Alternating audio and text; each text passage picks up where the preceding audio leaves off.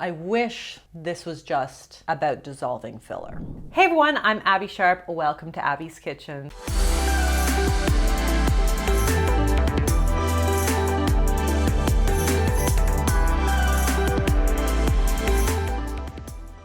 Today's video is sponsored by Karma, and we are back with part 8 of our review of Jaclyn Hill's wellness journey. But first, let me tell you about my sponsor, Karma. If you guys see an influencer using a product online, but it's always sold out by the time you check it out yourself, you need Karma in your life. So Karma is a free mobile app and Chrome extension that allows you to save money on the things you're already buying with no additional effort from you. I actually used the Karma extension to save some money on my last middle of the night Sephora purchase, so I now feel much better about some of my more frivolous, unnecessary beauty buys. But it's also been a great way to save on things that I really need, like diapers and food for the kids. The way Karma works is that it scans the web for coupon codes and applies them at checkout immediately. So basically, you just download the Chrome extension and visit over 50,000 stores to save the products that you want. Then, basically, Karma looks for deals on your behalf so you don't have to. You'll instantly get a notification in your email or phone when an item that you've been looking at and saved goes on sale, has a relevant coupon that you can use, or comes back in stock.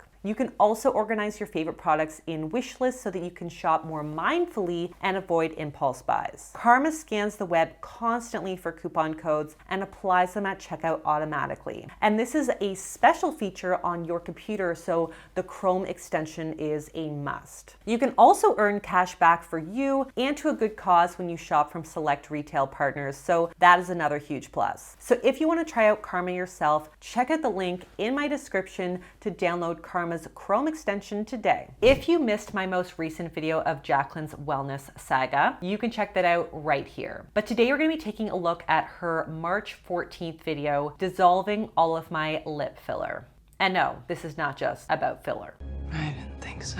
As always, pause the screen or look at the description to check out my disclaimer, including a trigger warning to those with current or previous experiences with disordered eating. So as always, feel free to skip this video if it's not supportive to your journey. Also, continuing with our previous review of Jaclyn, we will be discussing alcohol use disorder and briefly mentioning suicide. So I will also be leaving resources down below in the description if you need some additional support. Also a reminder that I'm not a therapist or a substance abuse expert, so I will be speaking from the perspective as a dietitian. But if you're not already subscribed, hit that sub button and follow me over on TikTok and Instagram at Abby's Kitchen. All right, without further ado, let's get into it. I want to drink so bad. My skin is breaking out. I'm not losing weight. I'm tired.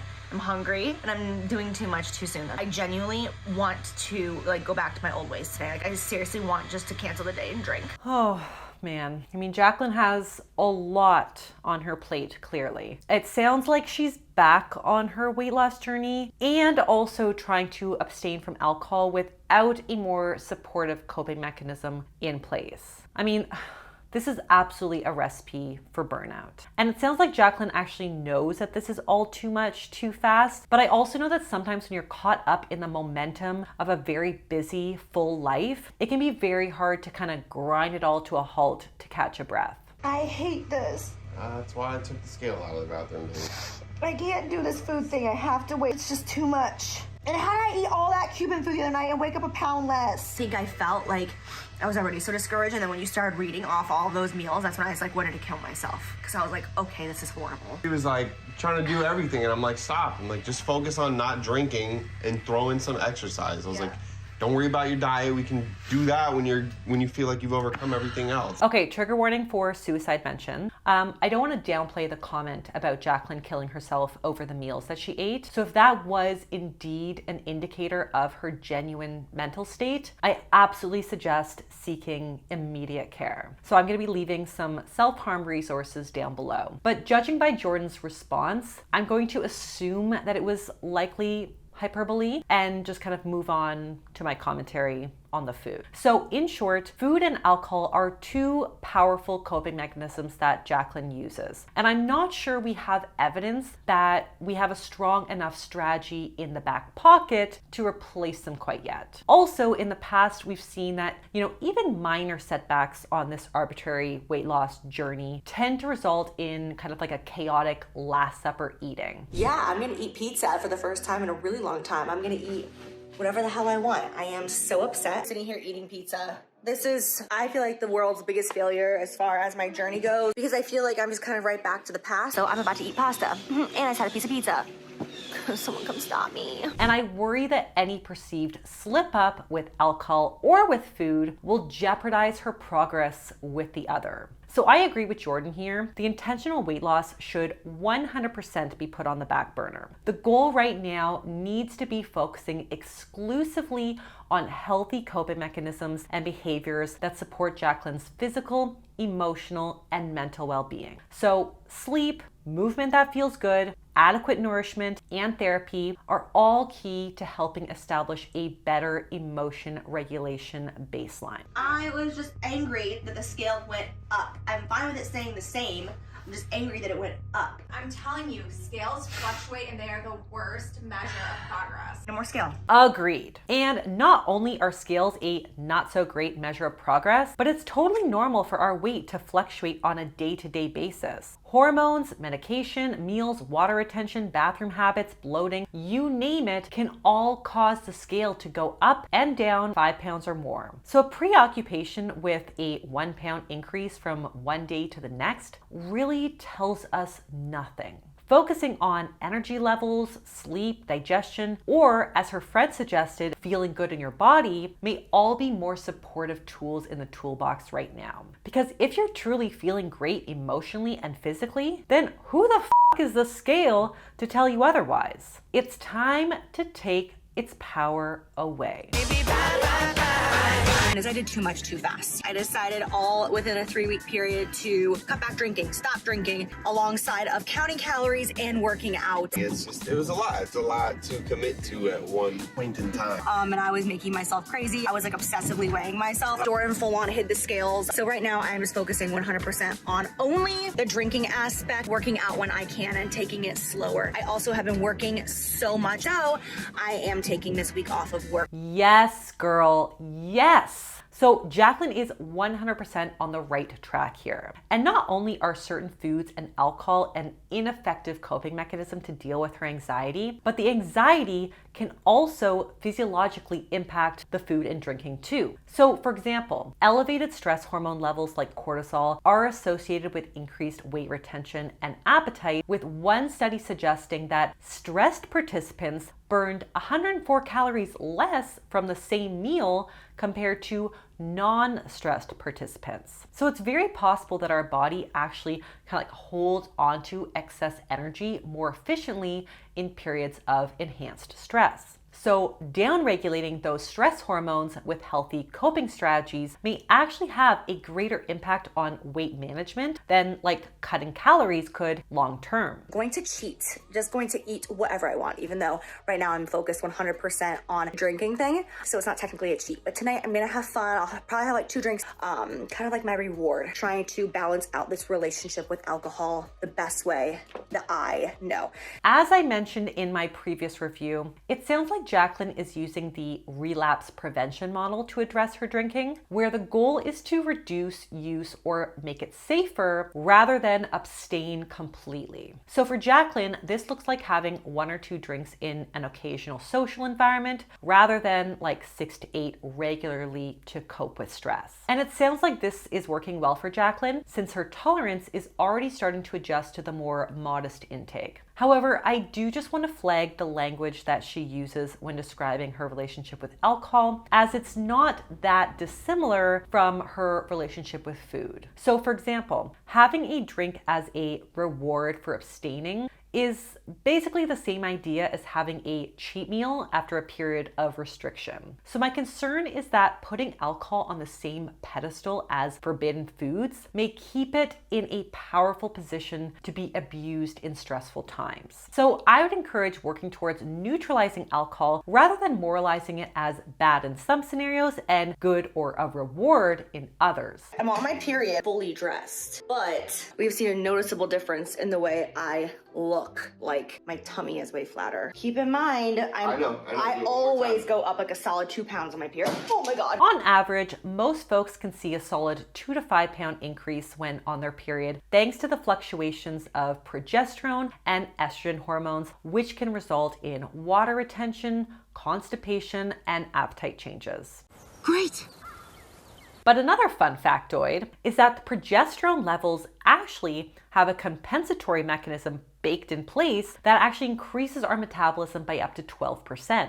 So your body kind of has your back here, and the weight on the scale is really just water or waste retention, not excess fat. That said, I thought Jaclyn and Jordan had agreed to put the weight loss journey on the back burner. So I don't know why he's still putting her on the scale. Even if it's a blind weight, it does seem like a counterproductive exercise to participate in and encourage.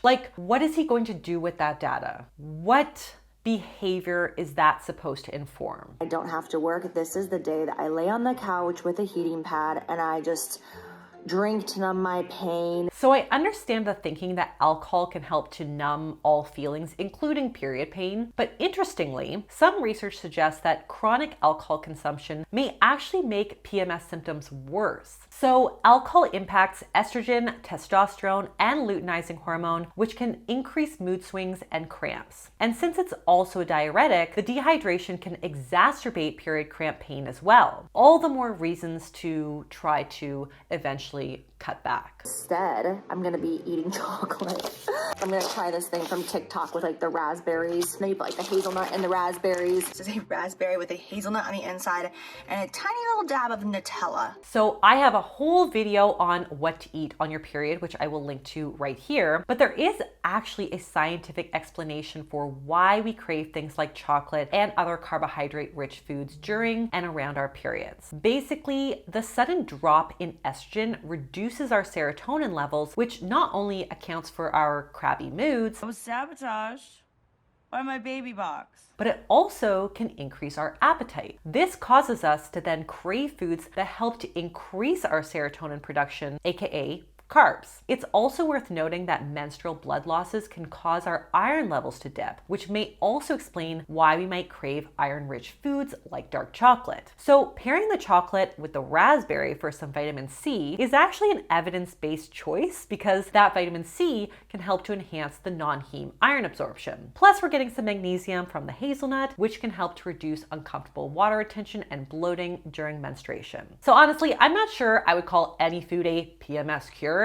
but if it's satisfying for Jaclyn, it sounds like a pretty period-friendly and delicious snack to me. On Sunday, I was like, all right, let's let loose. It's the first time that I will in 7 weeks. We were hammered. I was so drunk. My tolerance has definitely gone down. I'm so over it. I'm so grossed out by alcohol. I never want to deal with that again. I never want to get hungover again. So I'm happy to hear Jaclyn starting to rely less heavily on alcohol, so her body's metabolism of alcohol is kind of starting to recalibrate. But I do want to bring it back to how her relationship with alcohol parallels her relationship with food. Not only has alcohol shifted from a coping mechanism to a reward, but I'm worried about the kind of binge, repent, restrict pattern we just saw in Miami. Basically, we're seeing her kind of allow herself to indulge in this unique situation because it's a special occasion, but then we saw her overconsume to the point of throwing up, and then the next day swearing off all alcohol forever. There's a pattern here, people. This is exactly how we've seen things go down with her cheat day eating in the past.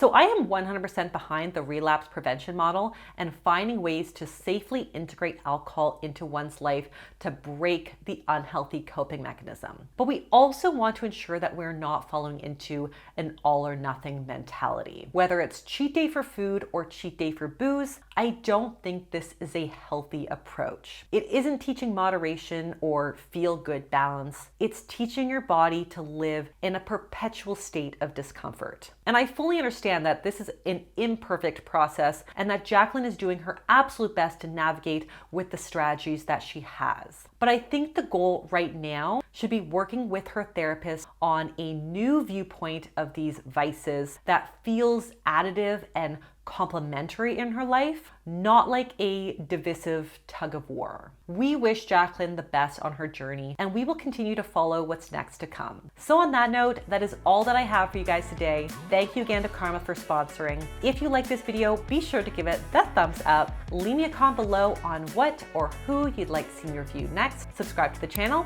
and I'll see you next time on Abby's Kitchen. Bye!